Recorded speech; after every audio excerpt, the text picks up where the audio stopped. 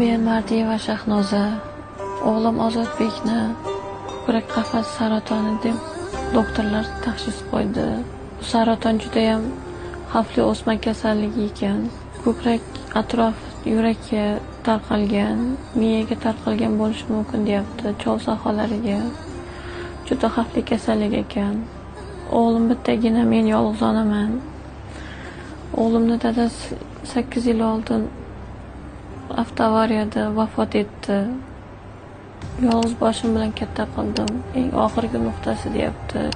O'g'lim endigina 7 yoshda. Shu yil maktabga chiqdi, 1-sinfga. Men hech ham bunaqa vaziyatda xalqqa murojaat qilaman deb hech ham o'ylamagandim. Sizlardan iltimos, qo'llaringizdan kelguncha yordam beringlar. Yakkayu yagona o'g'lim, farzandim, ko'zimda oq qorasi. Men farzandimdan boshqa hech kimim yo'q. Assalomu alaykum hurmatli do'stlar. Mana biz Yangi Toshmi onkologiya markazidamiz. Ozodbekning onasini o'zingiz ko'rdingiz, yig'layverib, ko'zlarida yosh qolmagan yolg'iz o'g'il, yolg'iz ona, ayni o'sha bolalik davrini suradigan payti o'rtoqlari bilan o'ynab, kulib, yashnab yuradigan paytiga mana saraton kasalligi bilan kurashmoqda. Eng alam qiladigani, o'sha bu yerdagi doktorlar ham biza qo'limizdan kelganini qildik, endi bu yog'ini kimyoterapiya hal qiladi deyapti.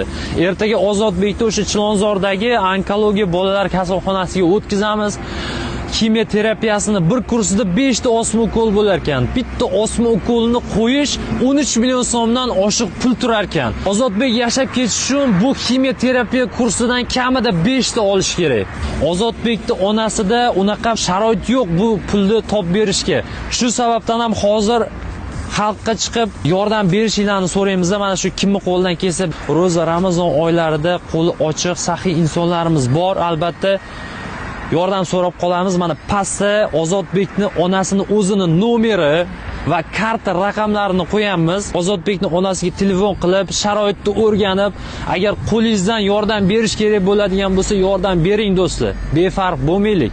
Hech bo'lmaganda yordam qila olmagan taqdiringizda mana shu videoga bitta like bosib, 10 ta do'stingizga tarqatib qo'ying. O'sha 10 ta insonning orasidan befarq bo'lmagan inson chiqib, balkim yordam berib qolar. Rahmat hammaga.